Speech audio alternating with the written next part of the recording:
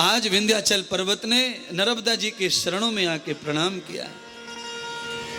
नर्मदा जी के चरणों में जो आ जाते हैं सबसे पहले उनका तप सहन हो जाता है, उनका ब्रह्मचर्य ठहर जाता है। यमुना जल, गंगा जल और नर्मदा जल, नर्मदा का पानी पीकर कोई ध्यान करे उसका ब्रह्मचर्य ठहर जाता है, वो ब्रह्मचारी बनने में सक्षम हो जाता है। नर्मदा जी के जल में ये सद्गुण है। गंगा का पानी कोई पीवे तो जल्दी से ज्ञान पैदा हो जाता है, और यमुना जल कोई पी ले तो जल्दी से भक्ति पैदा हो जाती है, अमृत पैदा, भक्ति पैदा हो जाती है, जय जयकार हो जाता है। पर कल रात को मैं जो सुन रहा था टेलीविजन पर, न्यूज 18 इंडिया, 100 बात की एक बात मैं सुनता हूं, उस पर मैंने सुना कल 1 घंटे डीएनए किया उन्होंने, सुधीर 1 घंटे डीएनए किया। 1 घंटे डीएनए करते करते दिल्ली से श्रीधाम, वृंदावन, आगरा, कानपुर तक जो यमुना जी हैं उसमें उन्होंने डीएनए किया कि इतना ज्यादा अति हो गई है समाज और कलयुग की कि यमुना मैया जो है वो मलमूत्र का ढेर बन गई है। मलमूत्र, 1 गिलास पानी में 1 लाख जंतु हैं जो आदमी को जिंदा छोड़ सकते नहीं है महाराज, इतना बुरा है महाराज। 73 गटर हैं दिल्ली में जो यमुना में, कल सुना रहे थे, मैं देख रहा था धीरे से, मुझे तो दुख हो गया, रोना आ गया सुन सुन के, देख देख के। मैया का हाल ऐसा है, नहाने के लायक पानी नहीं, पीने के लायक तो है ही नहीं, नहाने के लायक भी नहीं है। 1 गिलास पानी में 1 लाख जंतु, फिर कैसे नहाएंगे? बड़ा कठिन है। दिल्ली से पहले हरियाणा का बॉर्डर जहां यमुना है वहां पे यमुना पवित्र है, मैया है, पीने के लायक, नहाने के लायक है। दिल्ली में आते सारा खेल बिल्ली बिल्ली हो जा रहा है महाराज, सब खत्म हो गया। इसीलिए टेलीविजन पर ये बात सुनी थी, आज कहने का मौका मिला, क्योंकि गंगा मैया, यमुना मैया ऐसी तो कम से कम छोड़ दो हे संसार के लोगों कि वो भोले पे चढ़ सके, वो कृष्ण पे चढ़ सके, वो हमें पवित्र कर सके और हमें उद्धार कर सके।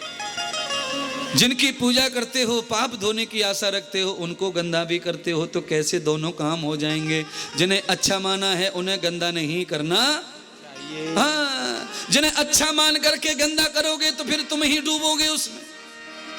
एक दिन तुम पूजा करने जाओगे तो कीड़े कुदकुताएंगे, तो तुम्हारा ही मन श्रद्धा घट जाएगी। इसीलिए भगवान सद्बुद्धि देवे सब लोगों को जो यमुना, गंगा नदियों को, सरिताओं को गंदी कर रहे हैं।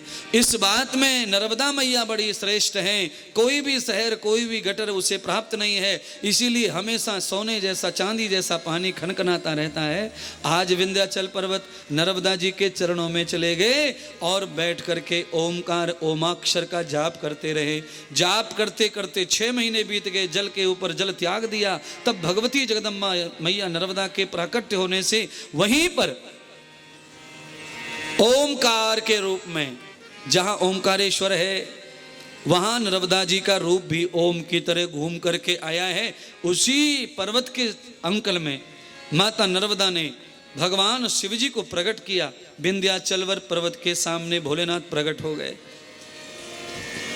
ओमकार स्वरूप भगवान प्रकट हुए। विंध्याचल को वर दिया, मांग लो। तब विंध्याचल ने कहा, प्रभु मुझे कुछ नहीं चाहिए। जिस बड़म्पन को पाने के लिए विंध्याचल पर्वत ने भगवान शिव जी की आराधना की, तो आराधना करते करते करते करते नर्मदा जी की कृपा से ऐसी बुद्धि हो गई कि भगवान शिव को पाने वाला सबसे बड़ा होता है, ऐसा सोच के संसार का बड़म्पन न मांगा भगवान से। भगवान शिव कहते, कुछ तो मांगना पड़ेगा, मैं आया हूं, कुछ तो मांगो, मेरा प्रागट्य हुआ है, तुम्हें कुछ चाहिए वो कहो। विंध्याचल पर्वत सच्चे भक्त हो गए, क्योंकि नर्मदा का जल पीने से बुद्धि पवित्र हो जाती है, शुद्ध हो जाती है, निर्मल मन हो गया, बुद्धि निर्मल हो गई। भगवान शिव जी जो महाकाल में काला स्वरूप है वही चले गए नर्मदा जी के पास में, और वहां सफेद रंग के भगवान ओमकार के स्वरूप में आज प्राप्त हो गए विंध्याचल को। और भगवान ने विंध्याचल को वरदान दे दिया,